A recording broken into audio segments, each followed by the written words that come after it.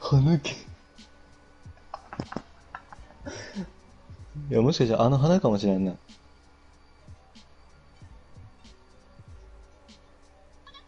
うん。よりもい。さん。何これ。うわ、色づくせがなしだから。不滅のあなた。なんてうわ、エネルギーじゃ。エネビじゃ。うわ、なんやったっけこれ。あ、プラスチックノーリじゃ。これ原子よりちっちゃいで。いや、ちっちゃすぎるよ。うわ、こいつはレベル高っ。ガチ勢や。216の俺がずっと中継に見えてくる。277とかのやつおるやん。ラグ。クーググ、クーググ。これ何？えこれはこれや。何これ。動画動画。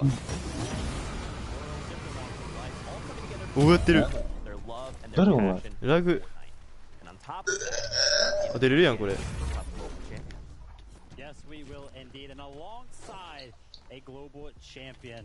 もう英語わからんって。あ、俺がちょっと翻訳していくわ。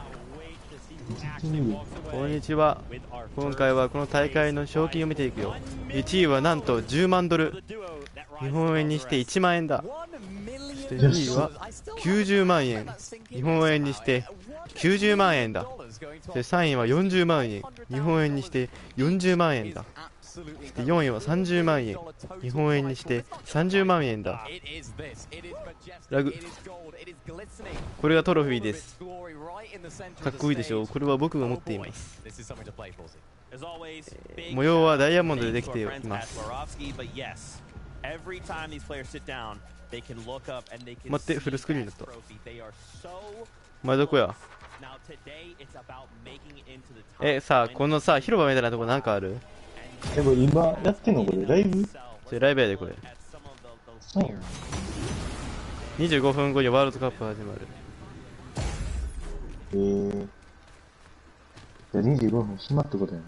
見よう。俺昨日1試合だけ見たで。なんかネフライトがなんか配信してたから世界大会イエーって。お、チャージすると感あるやん。シャープトゥース。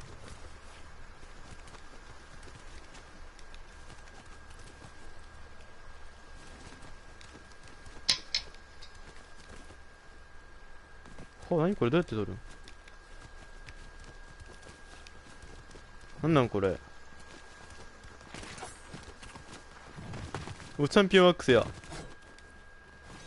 こいつの画面がキモすぎる。青が 1v1 できるんやろや。いや、俺今フルスクリーンで見てるって。あ、フルスクリーンで見てた。これどうやって戻んねん。戻られへんねんけど、助けて。それバツなんか長押ししたらいけた。ここでもやってるやん。マウスできるよ。どこお前。広場んとこ。武器持ちにいかない。武器やったらここや。何使う？無理。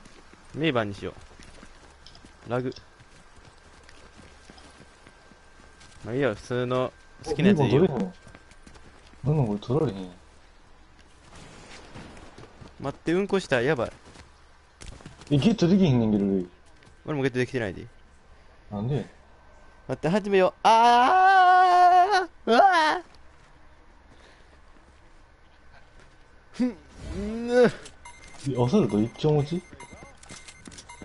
おい、そっちが選んでないんじゃん。俺、ポンプずっと押してたけどな。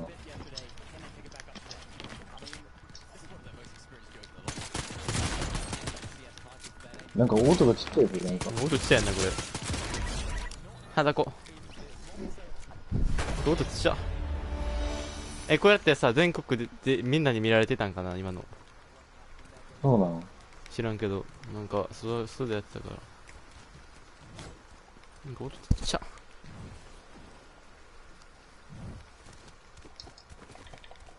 なんか他なんかない？何これ。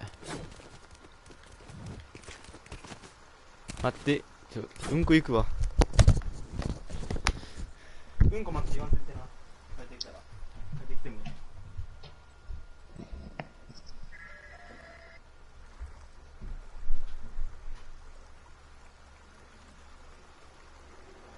うん。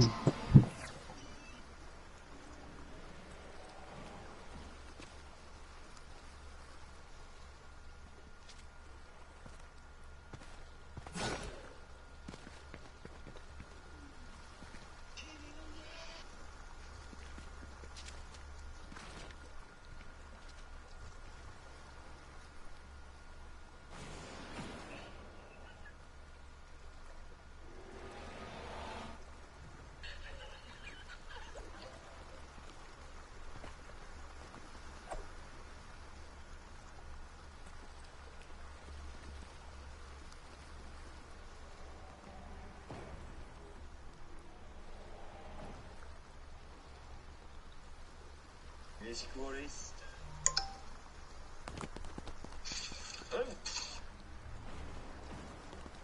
Oma devenu élève. Christian.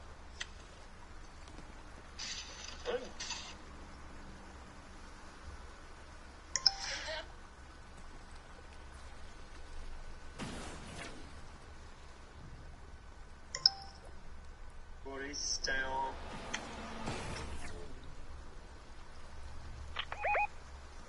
Music Christian.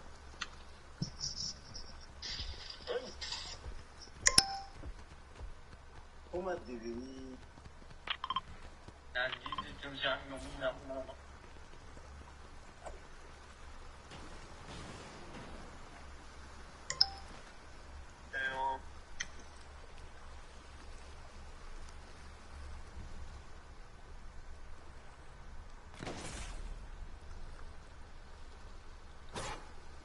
Music Christian. Let's go, let's go. Music Christian.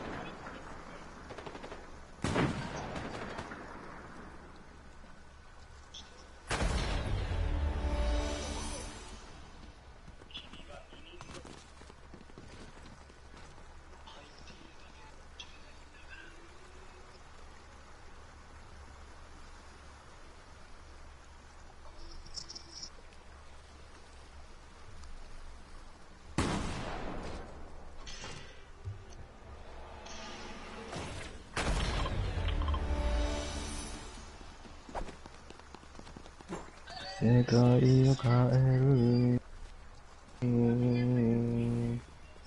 ほら、あなたにとって大事な人ほどすぐそばにいた。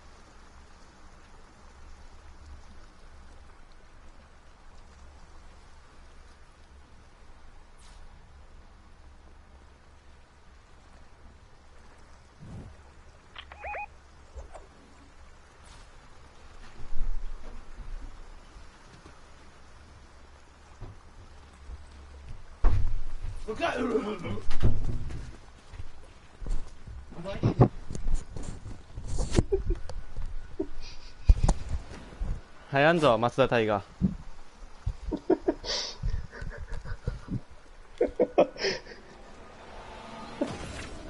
おもろお前。なんで帰ってくる時のリアクションなんないいつも。松田やろうぜ。やば。チャンピオンアックスや。何これいつもお前帰ってくる時のリアクションが半端ないね。あ、見たほら、こいつやったよ、こいつ。ハルタン、アヤタンって。僕素手で買ってくる。お、これどうやって見るのこれ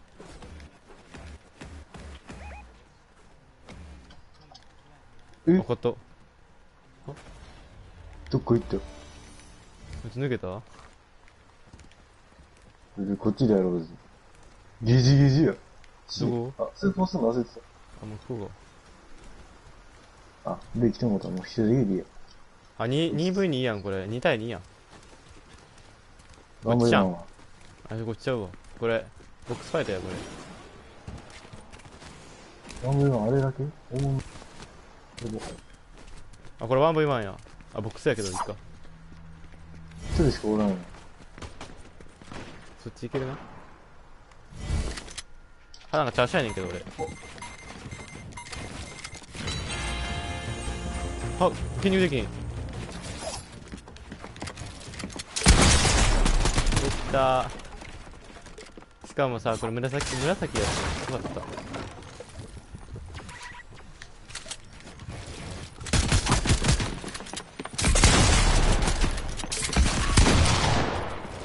なんかうちで上手いな、これ。面白いか。いた、何なんだお前もか。あ、いた、何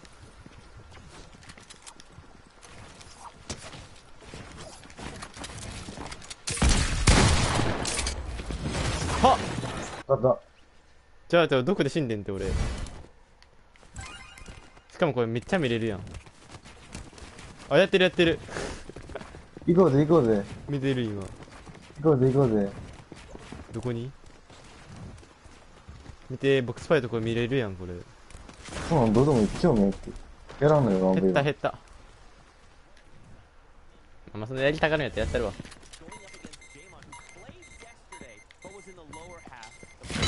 あんな見せられても吐きそうや。ああ、もうなんでなんかこれピング遅ない。ピングちょっとあんな、これ。構成のやってるからか、いつも。構成のやってるからか。音ちっちゃいし。マジそれな。しかもチャーシャやで、俺。お、勝手に。なんか壁がある。お、コンビあるやん、待って、誰壁ある。いた。あ、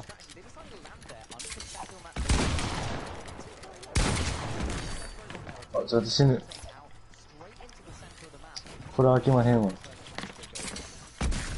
当たらなかった。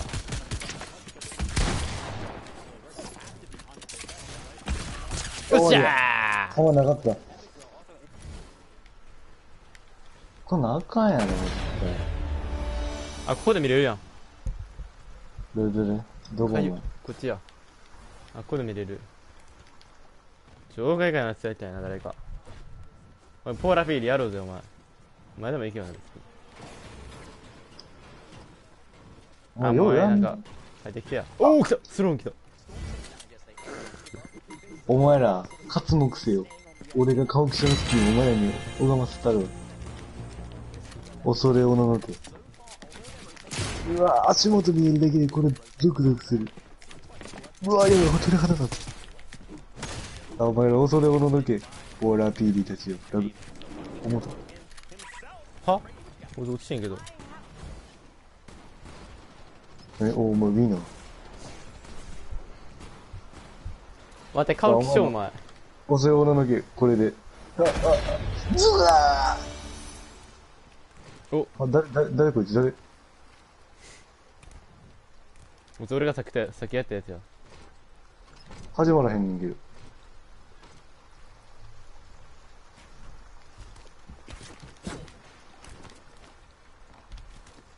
始まらんねんけど。バグってるんじゃん。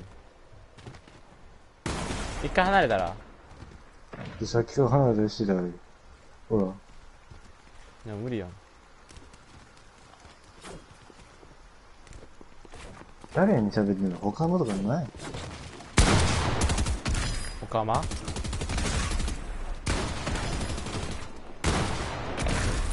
見たら今あるけど。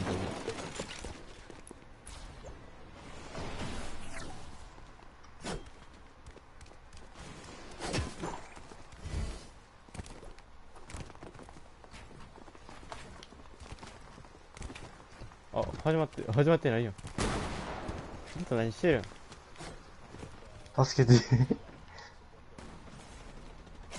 でもそれストームで死ぬんちゃうんいずれ。あ、でも死なのか、それ始まってないから。もう終わってるやん。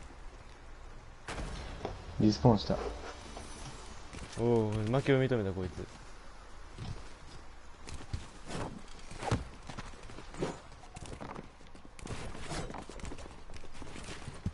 まあ、明日やろうぜ。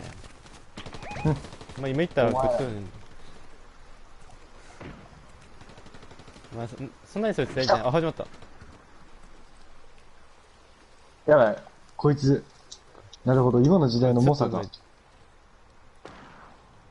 だがな。今の時代の重さっいや俺らの建築は昔の建築やんか。今の時代のやつちゃうやん。だから今の時代の猛者。て。に古参アピールっていうのは古参じゃないからな、そもそも。古参ちゃうな、別に。ね、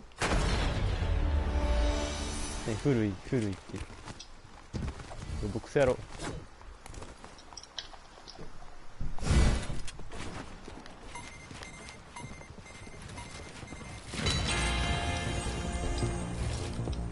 あ、間違えた。で、やばい。いつものくせにミニボ飲もうとしてた。最悪や。やられた。相変わらず M あるよ、俺。おー、これこれで無理だ、なんだよ。来たのいいやん。流れへんかった。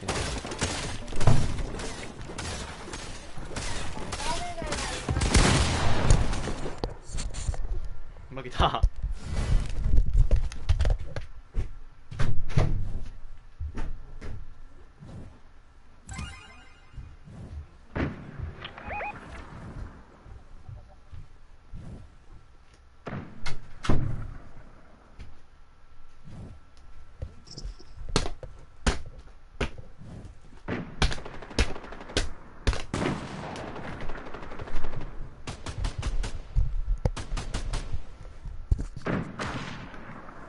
ふんよー。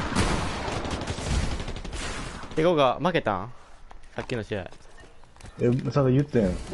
いつものくせにミニボ間違えて飲んでもうてさ。あ、それで死んでるな。ごめんよ。もう始まったんちゃうもしかして。まだ始まってないか。何時からまだなんでなんだか俺のうんこの時間長かったっけ言うて6分半やん、あと。早いね。俺、ほんじゃもう25分経ってんや。1V1 やろ。1V1 ちょっと人気やな。あのさ、もじゃもじゃ頭さ、お前と違って、ビビらへんかったんだよ、顔着せのスキンに。俺ビビるからな。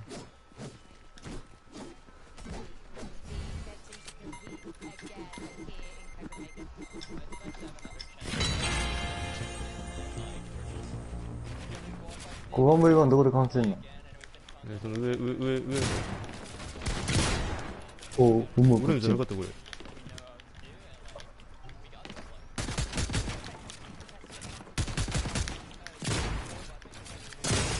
今のんじゃった間違えて。こいつのか。そいつ今の時代の建築してくれやろ。撃たれへんかった今。かかってきよるやろ。ちゃんと。俺な今の時代やん。うざない。でもこいつもお前もええから。だって一回言ったらまあうざい。こいつ腹立つ。スキンも腹立つし。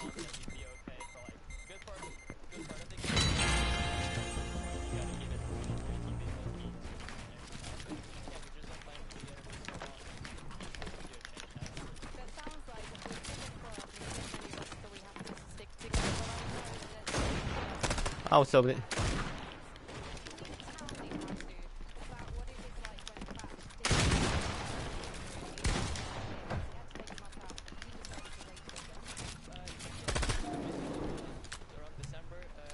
また落ちたこいつ。も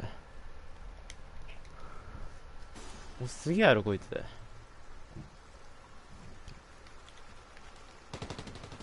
でもやるや、こいつさ準備 OK してないから。うわ来やがったこいつ。もううざねえから。うんこっこぽっぽ。生意気の通報しよう。うんこっこポッポ。うんこっこポッポ。すんこっこぽっぽ。おいボックスやるや、来てや。おい歌います歌います。誰やねんや、どこに。あ、お前ついていかれてる。もうええってお前倒せへん。味方になろうや。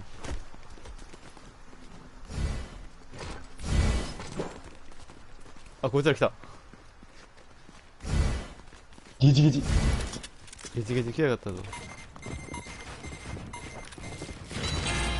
早始まるの。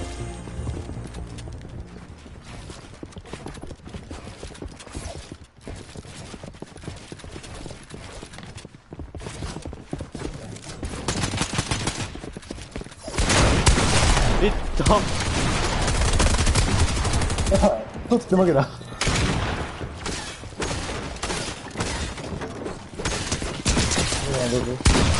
あ、なんかピッケル持ってるわ、最悪や。ピッケル持ってた。取って負けだ。もう、何してんの下手くせやって、お前。もう一回行くぞ。うわ。は、お前。うざ、誰やねん、こいつ。うざ。誰、お前。トロールデの時やったら、お前、トロールしたぞ、俺。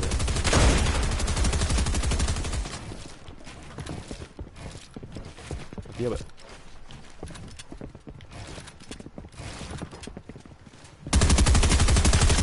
で、あと2分20秒で始まるんだよ。そんな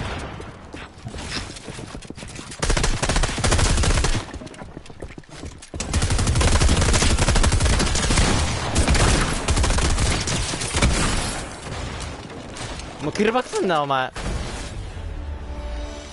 最初に俺が取ったやつをさ、こいつ。うるさ。ワンブイワンやろ。なんかもう今待機しろって。まだやって、あと、まだできるって、お前。やる意味ないもん、俺。やれって、お前、来いって。ワンブイワンやろうぜ、ワンブイワン。なら意味ないって。さっきも意味なかったやんじゃ。よしな、俺こいつらとやっとくし。別に、そんな一緒やつ取って決命詞お前決命詞ファンな。俺のさ、俺の家族も決命詞ファン多い。ライブ見に行ってんたまに。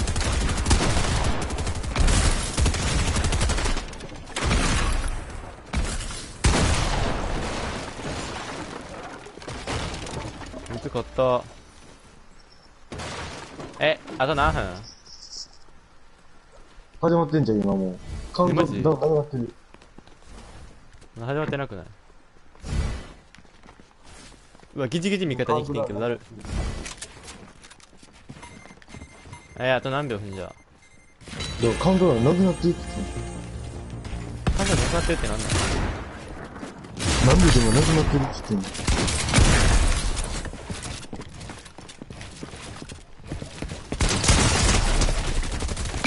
俺の目の前で見に来るんでした。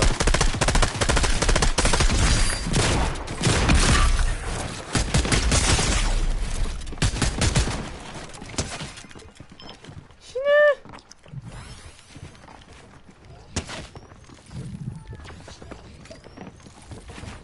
ー。もうスナやったな、ちょっとな。ちょっとがややこしい。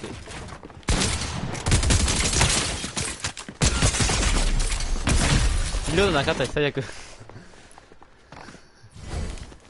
なんて、カウントダウンもう始まるんだって。あ、なんか始まってる。当てってお前ら。なんでさ、世界大会俺のことを待たれへんの？意味がわからへん。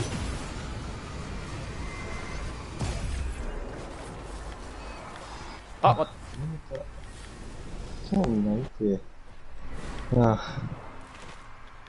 そうそう、俺が来た瞬間なんか興味ないアピールしてきた。来いってって言ってたくせに。なんか音ちっちゃ。これムービーちゃん多分。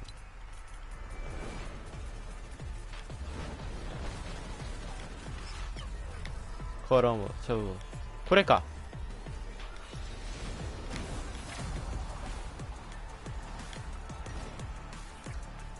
ちゃうわ。何これミュージック。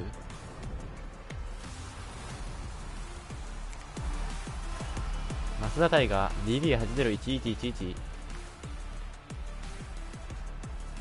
今のお前の名前まだ変わっているの？はチパティキア人。帰んでいいから。どこにメモるかなと思ってて、お前の名前にメモってくるのって。変わってるんか。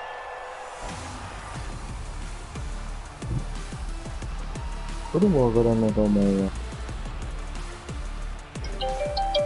チパティキア人。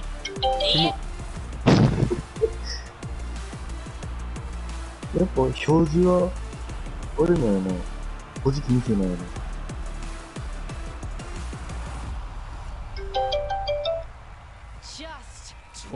これも始まるんじゃん。誰かなんか応援してるとかありますか？おお、近っ。まだまだやん。ワンビーマンやろ。待って。俺映ってる、俺映ってる、見て。どう俺ここ見に行ってんねん今実は。ハゲお前ハゲクソボード。ハゲやったぞ。音ちっちゃ。何の音なんこれ。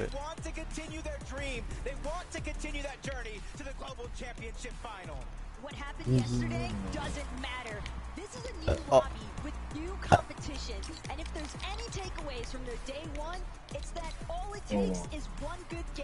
カモン。And this is what they plan to do. Take a couple of those moments from yesterday, the experience, everything that they have learned, and put on a それじゃない、これ近くない全部。なんかさ、なんか右上にさ、なんか出てきてたけど、こっち行ったら。なんでちっちゃい。お、まだこいつらワンビーマンやってるよ。何がそもそもやってる。こいつ下手。こいつ、下手。あ、ラグかったんか。なんか、選手入場してる。マジで。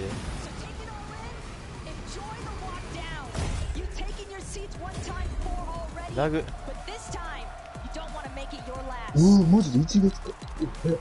うわ、見た。マジでカクカクや。どれや。多分全部違うねんな。サウンドエフェクトか。あ、これサウンドエフェクトやこれ。これ2期。Canada and Agers, a duo that if you had said they're going into the lower bracket, I would have said nice, that's a funny joke. どれお前ら。 They find themselves. カナダっていう人とアジェルス。左のやつリザード似てんな。嘘やって。俺がさ、そんな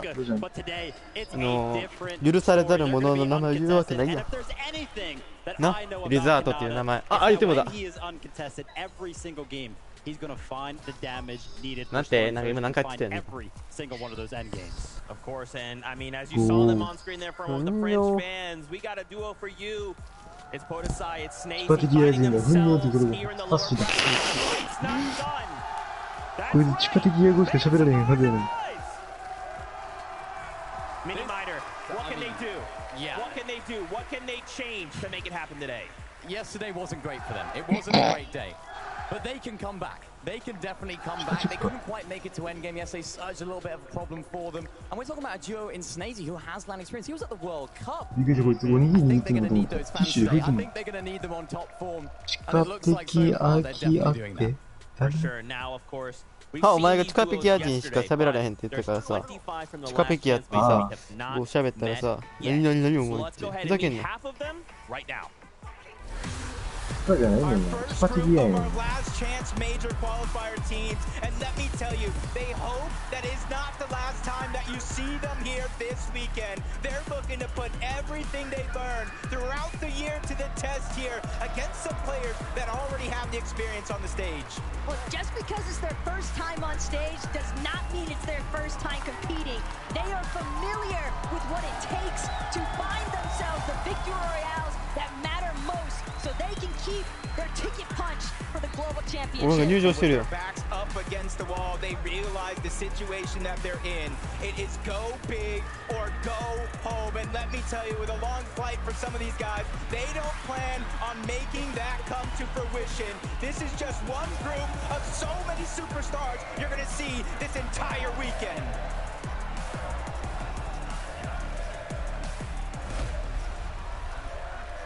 A high-profile duo, Janice and Reason, will finally get to take the stage.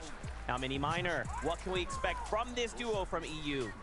We can expect excitement, right? We have Janice, the big brain IGL, FNCS winning pedigree across different seasons. Reason, considered one of the best fighters in EU still. And I'm surprised. It's taken them to the last chance majors to qualify for today. I mean, after day number one of major one of grand finals, they were in first place. They had an incredible performance, but ended up third in that major, so just missing out on a spot. They had a little bit of contestation. こいつ両耳イヤホンつけてる。初めて見た。両耳イヤホンつけてる。うん。俺片耳しかないねんけどさ。こいつ両耳使ってる。片耳なんか意味わからんやろ。片耳イヤホンとか初めて見たわ。誰やねんお前ら。エリーテ、フィックスラリゼットとセンテッド。なんか、ネフライトの面影を感じる。感じひんやろ。そう、まだ試合始まってから俺見るわ。今回知ってるやつあんまおらんわ。全部知らんねんけど俺。早っ。今めっちゃ速かったんけどなんか。走りながら行ったらめっちゃ速い。あれさっきの何やったんこれめっちゃ速かったんけどなんかワープしたんかってぐらい速かった。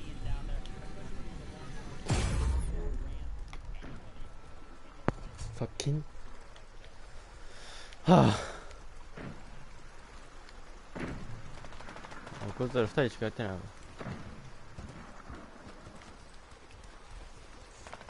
ジョーが来てやボックスやるや。なんだか。ランドセルじゃあ来てや。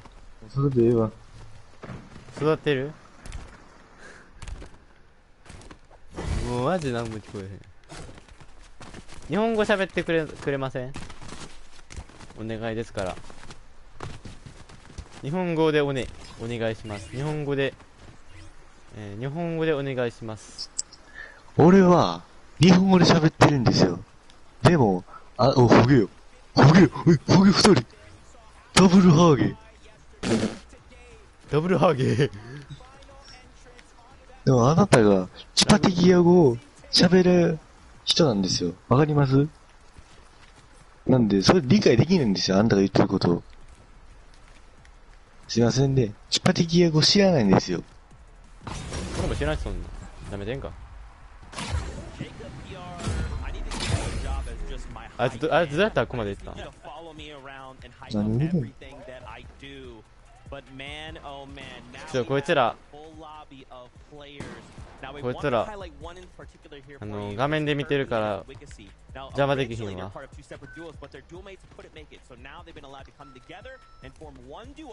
もういいし、糞尿するし俺。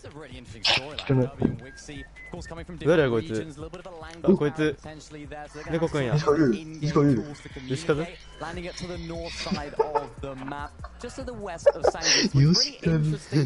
吉和出てないやろ。これ絶対さ12時とかからや15分かお風呂入ろうかな。そのこいつあれや。本物でも出てるやん。本物の自信だけど。俺お風呂入る。いい？今イヤホン取るって言った？なあ。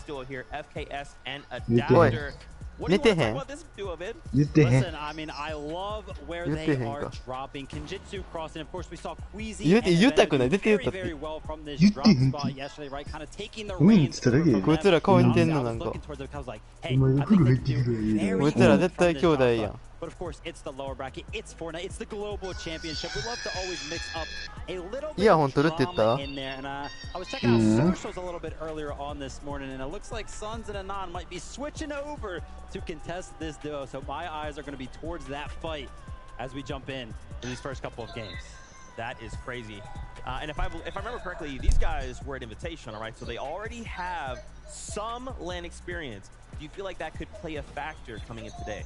Yeah, I mean, we have to talk about it, right? Any of the duos that have experience, especially the ones that have been, you know, together when it comes to an international event or just playing in person alone. And then, of course, you know, some of these duos, one half of them kind of have that experience as well. So I'll be excited to see, you know, if they can kind of take the reins and make sure that they stay cool, calm, and collected under the pressure. Yeah, and I like that you mentioned they're now contested because that just shows what the lower bracket can do. Anything can happen. These guys would have been preparing to be uncontested. Now they are contested by Suns and Anon. I mean, that's going to throw a huge spanner in the works, and that is crazy because they would have been preparing. Yes, we're going to rotate here to get our surge, go and landing us. We'll be chilling, we'll be enjoying ourselves. Next thing you know, 2 Australians, they're flying in, and things are all going out the window. All the plans are like, hang on a sec, what's happening here? So this is why we talk about adaptability so much. Not only in the whole game, the whole meta, the whole season, per day in this format. That's when you need to be adaptable as well. And I wanted to kind of bring it back to full circle. Something we talked about originally was it's only 5 games. We're used to kind of seeing either 6 games one day or a total of 12, right? Spread across. Only 5 games, though it's one less. It sounds like, it's just one less game. It's actually that much harder. Yeah. I mean, it's extremely tough. And one thing that I want to talk about, right, when it comes to the mentality that the players must be thinking about to qualify to the global championship, right, for these upper bracket teams, you pretty much had to place bare minimum top 10, right? And that's EU. That was a very, very large region. But for a lot of the smaller regions, it was a lot tighter for that, right? So they're used to kind of like winning or placing very, very high. Yesterday, they had to get bottom 25, right? So surely that's kind of affecting the mental a little bit. But then those last chance major teams, they're used to clutching up. I mean, they made it all the way to the last event of the year, right? The last one to actually make it to the global championships, they clutched up. Today is a clutch situation. Yeah, and one team that's synonymous with clutch, Steno and Lucy. I was speaking to a few people earlier, a few people were around me. I was like, who do you think is going to win today? I think they were Danish. They said Steno and Lucy. And they're Danish as well, of course. This is a fantastic. I'm excited to see how this year. Yeah, give it a round of applause. Wow. Give it a cheer. Why not? Yeah, give it. Because, I mean, these guys are fantastic. I really love watching them play. They just seem to know how each other plays so well. They vibe off each other so well as well. And, of course, they have LAN experience as well. They did so great at Game of Zane. I think it was last year they did so great. So I'm excited to see if they can continue and bring that LAN experience, that chemistry that they have in a LAN environment to this event. Because, I mean, they have the fans for it. Yeah, for sure. So let's say, you know we have these 5 games. Do we just send everything, right? At this point, we've got to make top 25. You could argue maybe just try and do something and kind of keep any kind of strategy secret and just hope that you can kind of save that for tomorrow. With only 5 games, though. Is that enough wiggle room, man? I feel like it's just not. You just got to go full send now. Nah, I mean, if you're holding back now, I think you're trolling a little bit, honestly, right? Right? I mean, full send for sure. And that's the thing, though, about Fortnite. And I love the fact that you're talking about strategy because I feel like we have 2 major different play styles, right? People who like to play a little bit more passive, and then we have those aggressive duos, ones that are looking for those one pop-off games with 10+ eliminations. I'll be excited to see which duos kind of pull out each one of those strategies. Yeah, and of course, I think you have to just use the strategies that you practice for the first couple of games. If things go wrong and you have to pull out the grand final strategy, then do it. Because if you don't do it now, you might not even make it to the grand final. So there's no point in hiding them away. We saw some great strats yesterday from Zagu and Pepper with using the shield mushrooms to get some extra surge. Some great ideas from these teams that we haven't seen on other regions, and that's what this is all about. Who's going to pull what out of the hat? I love that too. I mean, social media yesterday and even today was just like, what is their strategy? Yes, that's what we want to see. We want to see what they're thinking, what they're cooking, and then come out tomorrow. And that could be like the difference maker, them winning and becoming global champions. That would just be wild. Another duel, we cannot not talk about them. It's King, it's Phaser. They did not make the top 25, but yesterday, King hit just the most disgusting snipe shots. The double back-to-back to the dome to secure Surge as well. What can they do here? I mean, that's just skill. seriously, there's no like coach, there's no water villain that'll allow you to hit those shots. So, you know, obviously the skill is on this duo. It's just all about clutching up, right? Finding the cohesion. And I think today they're actually switching up their drop shots. So I'll be excited to see if it ends up working out for them in that regard. Yeah, they're sort of switching up the way that they drop all the way down there at the Relentless Retreat. We saw them sort of contesting a team there yesterday. It was Cal Gamer and Sevenman. They're both still going there, but they're doing it in a different sort of way. I'm interested to see how that off-spawn goes. I think for both teams, it didn't really work out. They were both sort of stuck in no man's land. What's going on? Are we going to try and fight? Are we going to try and disengage? I didn't even know what was going on there, so maybe they're going to try and be a little more structured today. They're going to either fight or they're going to disengage. I think it's going to be the latter because the stakes are that much higher. You saw him on screen there for a moment. Kanata, Agers. Oh. Let's bring it back, okay? Kanata, Agers, going up against Thomas HG yesterday, it felt pretty one-sided, right? They had a couple games off spawn. Are they contested today? Nope. Nope. And honestly, they qual. Yeah, well, that's what I would say. That's what I predict, right? But Kanata, you know, he hit the socials. He was like, yeah, we only made it off spawn 2 games. And both of those games, headshots. Yeah. Headshot snipes actually were the ones that actually ended up closing out their games for them in both of those scenarios. So maybe there's something they have to switch up a little bit there. Maybe a little bit of an adjustment. Maybe they're not used to dealing with those snipers, but I'm sure they can do it. I mean, the biggest problem for this team throughout this whole year was Storm Surge coming out of that racetrack spot. And they were uncontested in Major Number 3 Grand Finals. They fixed their Storm Surge problems, and Vivid, would you like to remind me what happened in Major 3 Grand Finals on NA? Oh, they won. Oh, they won, that's right. So hopefully today, if they can find that same mentality, that same way of playing, they'll do all right. Well, I'm getting word. It is that time. We are about to kick off the lower bracket of Global Championship Day number 2. So casters, take us in. Now is the moment you have all been waiting for. Game 1 of the lower bracket is ready to get underway. And Taco, if I had a seat here, I would be on the edge of my seat ready to call this action. You can feel the nerves that have just been kicking the entire time. Everyone here is just wide awake. And the battle bus is as well, because we're already heading into game number 1.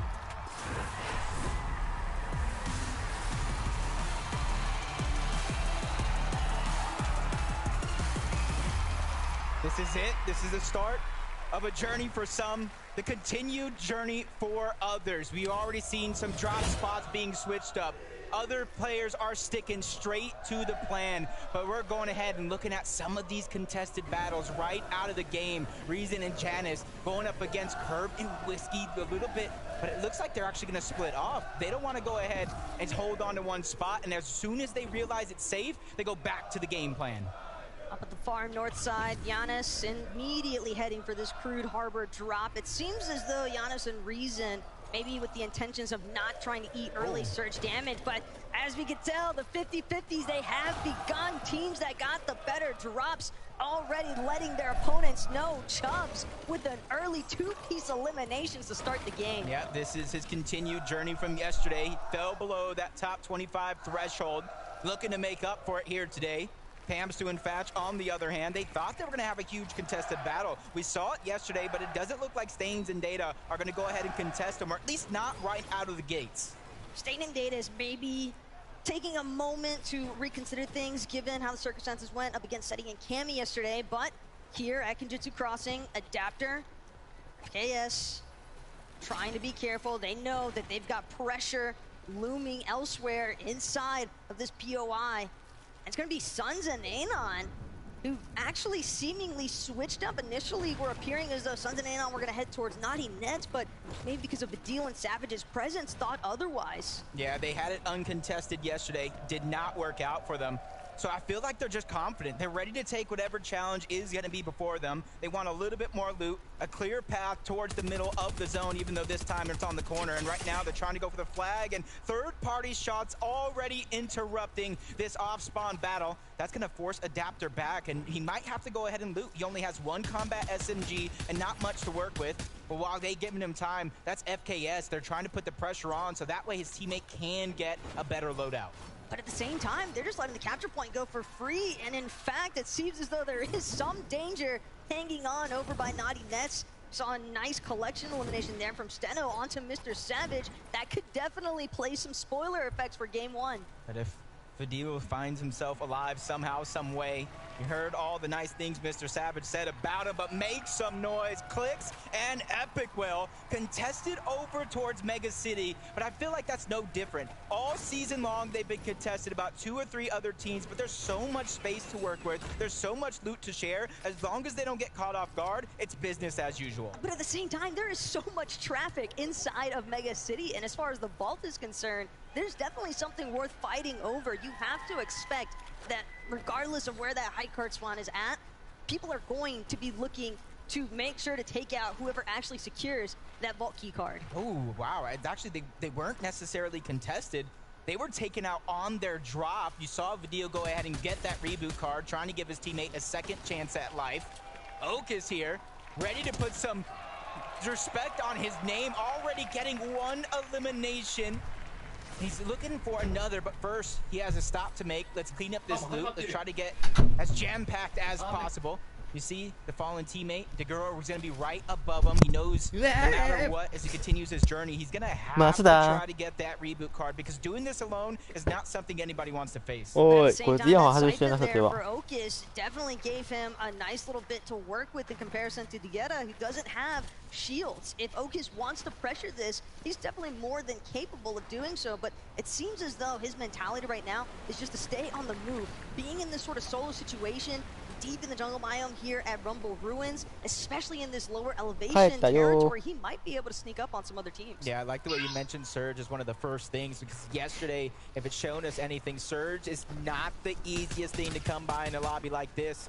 And uncontested this time around, Canal and Agers getting a chance to fight off spawn, and immediately they go to what they know works from the past, trying to get Surge underneath their own belt, so that way they don't have to worry about it too much later in the game. But Vico and Pink, another team that has experience from day one, contested by Acorn and Cold. This time around, they're ready to take their fights to their opponent. And on the other side of things, it is going to be Bully and Shadow. But look at this hype battle as well between Pink and Bully, both of them trying to provide cover fire for for their fraggers down below. As far as Vico and Shadow are concerned, a little bit of a pause here, not directly trying to challenge. Seems as though Vico is trying to look for a regroup circumstance, but again, you have to keep some form of a barrier between yourself and another team. Bully just trying to do what he can as far as making sure that he's able to suppress Pink in the process, but they're not trying to give up any sort of resources for free here. Yeah, and you can kind of already see in the mini-map just a little bit. You've seen it here. Bully and Shadow, they had no intention on trying to take that engage. They split up to try to get even more Surge early on in the game before the zone does get too small. Snazy and Side probably have the fan favorites on their side in the stadium. I hear them loud and proud already. And they're trying to go ahead and use that energy to fuel them here today. A little bit of a misstep on day one, but they're picking themselves up, dusting themselves off, and ready to put on the show. Just because you stumble doesn't mean you fall, and it's got to be such an invigorating feeling knowing that you have so many fans in the venue just cheering for you every step of the way. It's not even like these guys are getting a piece of the action right now. They're just moving, and you've got the French fans cheering for them. It's just awesome to see that kind of display. One of the best controller players in the lobby. Polarized, teamed up with Scented over on the other side. They're taking the split that in day one belonged to another team. It's probably part of their strategy. Use this to try to qualify. We'll figure it out later, because that's the biggest things. At this stage in the game, there's no reason to save all your secrets for that championship Sunday, because you have to be able to make it there. Mini Miner said it himself to open up the show, because what good are those strategies? What good are those tricks underneath your sleeves if you're not able to use them in the biggest moments possible? Trouble now. Just yet, kind of lurking around this bush. He knows that he's got contenders down beneath him, and as for Shalom and MK Papa, they want to take their time. Kind of tough to try and fight that uphill battle, quite literally.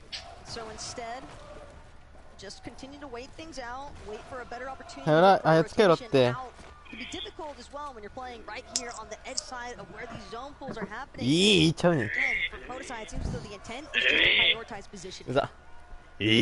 One team that changed their positioning overall to another. King, Phaser. You can already see they're over towards Shatter Slab. Zone is pulling all the way towards the eastern side of the map. They have a long journey to go. And you can even see it at the edge of Mega City here on Vico. So they have even more rotations to go later on in the game. But for now, it's Batman Booga and Rapid to beat him to the punch. うるさ。 Hill, スパ的ア just ジう west ざ of Mega City. And they immediately got out of うざくないから。 That's one of the things we talked about to start the show is how contested it actually is. They could easily take a building on top, but they're taking a little bit of the safer route or what they thought. 俺もうざいって。 Because right now, いや Pink もう and し Miko て are るやん slowly but surely あ、 looking してる like やん。 they're gonna try 言 and ったらいい sneak や。 up and see if they have any opportunity to take over. 喋らんよそん You な see ん in the mini してへん map, かっ they're た gonna ら choose to go the わ other からん way. やん。 It's not something they want to battle this early on in the game. You can already see some shots 駆 though け引きしてる coming か from も a し little れん bit。of a distance here. Rapid just trying to be wary of his surroundings, and it makes perfect sense why you'd want to ditch from Mega City ASAP when there's だよ four ねん、駆け separate 引きって teams 突っ込め landing よ there. Again, it's just so much traffic to actually deal with. So why risk it when every single game can be so important? I think for Rapid and Batman Booga, not necessarily getting max resources, max materials, it's not as bad as it might initially look because they can always find the refreshes after the fact because う again, んにょ。 storm surge strategies were definitely an issue for a lot of teams in day one. And this is day two. It's not like the competition's gotten any less. Yeah, and you're seeing a lot of these teams あ、もう冷 taking め that たわ。 prime real estate to where they もう know ほんま players ご飯 are 冷めた going わ。 to rotate into. Video. お前、うだ。 We've seen him go for the reboot card onto Mr. Savage. Uncontested Nordati Nets. That's a no-brainer that he's going to get him back into the game. Back up as a duo. But as you can see in the mini-map, they are split up. They called out this strategy to start the game. They're trying to cover more ground. They're trying to take more space away. This also allows them to get better lines of sight around the map for their Storm Surge. They already know what has happened in the past when Storm Surge is lacking. It forces you to make plays. It's almost like you don't have control over the game, and they are trying to do their best to keep control of their own destiny. It's definitely something that has haunted Mr. 誰に言ってん Savage ねん。 and the deal all chapter long. As far as Major 3 was concerned, even leading into that last chance Major, where we saw them switching up their drop spot even over to Drift Ridge just because of the fact that Mr. Savage is mentioning he doesn't like to be contested. Sure, they got it uncon then, but it's still never easy whether you're uncon or contested as far as establishing a solid Storm Surge strategy. Yep, Fanayan and Moneymaker. Moneymaker probably one of our youngest players 普通も competing 払 here 拭好きや。 today, showing that anything is truly possible as long as you have a chance, and they've given themselves just that, an opportunity on the biggest stage in the world when it comes to Fortnite.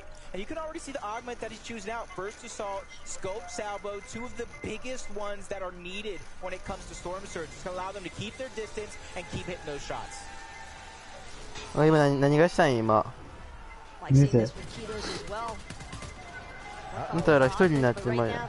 一人っていうのは、いてよりつれえ。 It's looking good. Trying to see if they can push forward in this box fight. 今俺しい残ってるもねなんじゃ。 Even trade out so far. No real damage inflicted by either side just yet. But you and Amon, they get that full pressure, and Otisai かわいそうや、それ definitely は。 they've got more company coming. Who already taking advantage of their positioning high up on the side of that mountain, trying to third party take some shots onto both Pink and Vico, who took down Okus, adding more to their own Storm Surge. Weapon cache are going to be there. You can see Yuma and Jamon probably share that same weapons cache, so they're going to be forced to wait till Stacey and Podesai leave off of this spot to try to pick up the scraps, figure out whatever is left along. But a team that, you know, taking a lot of time towards Slappy Shores, my only question for them is how is their surge? Because a lot of the teams are on the western side of the zone for now. They haven't begun to rotate over towards Slappy Shores. Not a lot of teams landing here right out of the gates. So for them, that's probably what's on their mind right now. We've looted up, we've got everything we need, now we just need Storm Surge. And hey, we're talking about Storm Surge so often. For Pink and Vico, this is going to be a massive contributing factor. Getting that elimination onto Oak is just taking full advantage of that 2v1 situation. That's something that's not necessarily going to be easiest to come by at this stage of the game. And for Rapid and Mamabuda, again, we revisit, we talked about the fact they left Mega City so early, and they just haven't managed yet to find that pressure situation to actually secure eliminations for the refreshes that they would like. And they don't necessarily have time to just farm resources either because there's other teams moving in at this point. There's other teams already establishing good positioning off of earlier rotation. So if you try to expend your time farming resources, you're just going to keep getting lit up.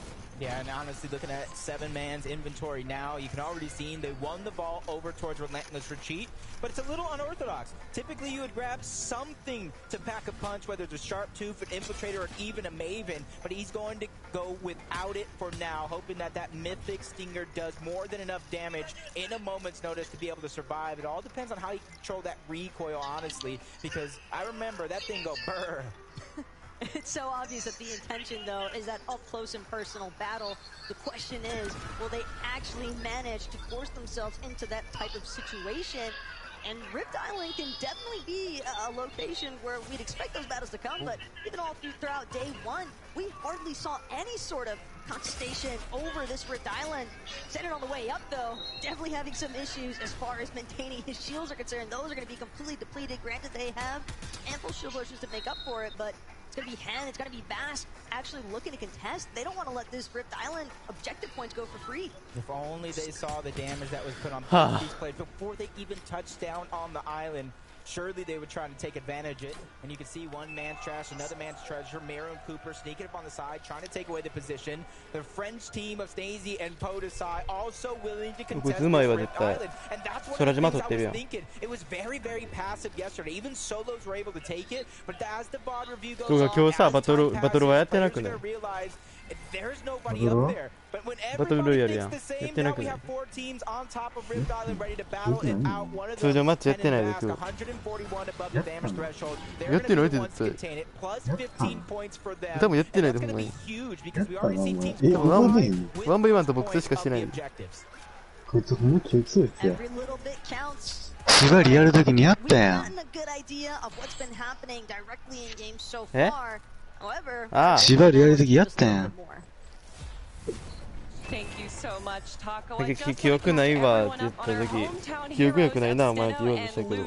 were able to get an elimination on Mr. Savage before he even hit the お前やろ、そらそうや ground. ろ。 We saw Steno be able to find あ a、俺のことを侮辱する気か。 to unlock a 侮辱 mythic するしかない。 Quickly, they regrouped, built up a surge tower, and as you can see, they have vision on 2 duos of Jamin and Kanata, setting themselves up for an excellent mid and late game. But let's see how they do. Only time will tell to see how it pays off. They definitely got themselves a good spot in the zone thanks to those plays.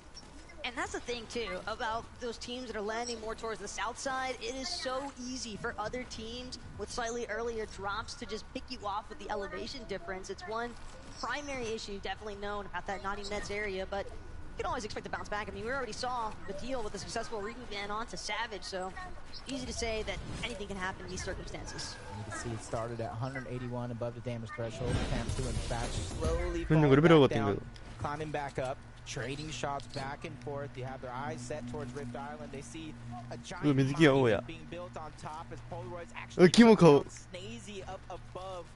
And this is going to be a huge opportunity for them because they're just looking around. Nobody's directly pushing up onto them, even though they are split. They're just looking for these fights that are already underway and just trying to take advantage of it the best that they can. And just looking at the island right now, I didn't see Scented either. Miro and Cooper are looking awfully vicious though in that position. You can just tell that they are waiting for the perfect opportunity to strike, and it's got to be that there is so much chaos already unfolding on top of this Rift Island.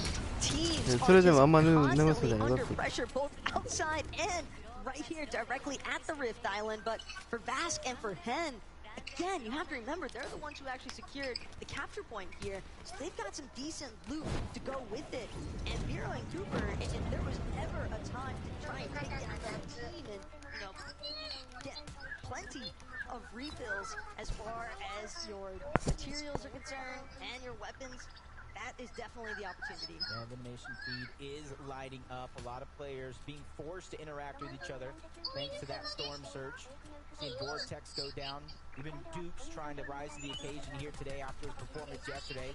Trying to qualify for the FNCS Global Championship Final tomorrow. Jamon goes down. Yuma's going to have to leave him behind, but he's only 72 above the storm surge threshold, but now he's becoming the focus of multiple teams in this lobby right now. It's not looking good. HP is going to be down low. Shields are going to be ripped off, and the shots continue. Finally, though, he does have a short moment to breathe, but that's only going to give him enough time to pop one Mimi. The Shalom and MK Pop are over on the other side, they probably know that he's inside. They saw him crash land in with that rocket ram, and this is something that they're trying to FIFA やろうtake かな。 Shalaman and Kapapa, they just playing bouncer responsibility on this edge of zone, and granted it just moved in a little bit なんでそうやって quicker, 起きていられる根性があるの but か。 see him starting to get lit up by some of that storm surge. Accountability as far as your 寝落ちしてない時点で眠たくないわ。 very difficult to maintain it throughout because there's just so much action あ、やばい。 happening. あ、眠たすぎて、手が勝手に、あ、やばい。ホームボタン押してしまった。 Even further in, players like Yuma are bound オ to プ get ションボタン押してしまった。 Yeah, you can see they're even willing to risk it. Shalaman アプリケーション終了するを押してしまう。 or at least they saw it towards the backside of the zone, but they didn't have 言い訳せんでいいから。 materials at all. So it was almost an all or nothing situation if they want to keep as best chance as possible for them to try to stay alive. 自分で決めろ。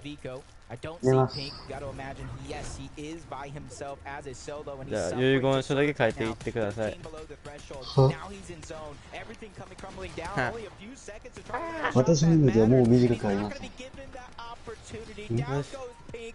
Down goes Vico. 私の命はもう長くあり there ま for せん。 Yuma, so utilize that rocket ram. 仕掛け。ですので、 Try and close the gap. 手短に済ませていきたいと思いまあかん。 Decent distance on that backside of the zone. す。では行きます。あかん。 Next to Agers. やめろ。やめろ。さよなら。出た、糞尿。また会う日まで。出た。糞尿出た。うわ、突き抜けた。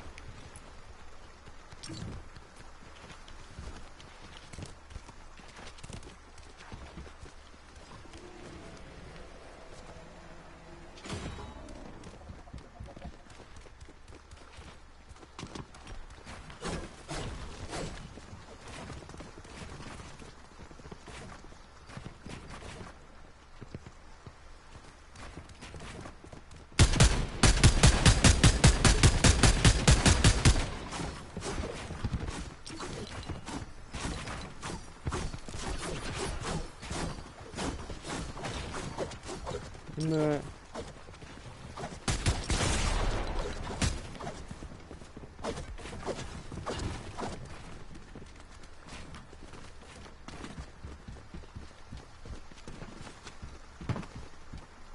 おもろ。